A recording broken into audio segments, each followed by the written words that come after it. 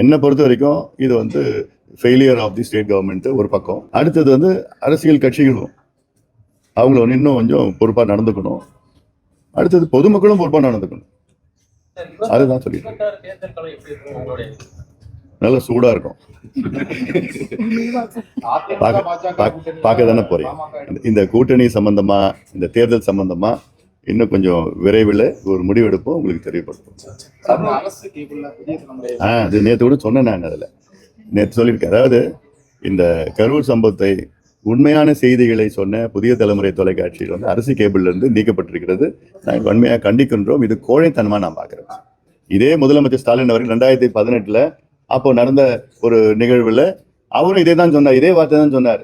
அப்போ அதிமுக கோழைத்தனம் சொன்னார். இப்போ இவர் மட்டும் நம்ம சொல்லணும் கோழைத்தனம் இவரும் பண்றாரு செய்கிறாரு. தப்பு இல்லை. நீங்க தைரியமா சந்திங்க. அது ஏன் ஒரு ஊடகத்தை நீங்க ஏன் புறக்கணிக்கிறீங்க?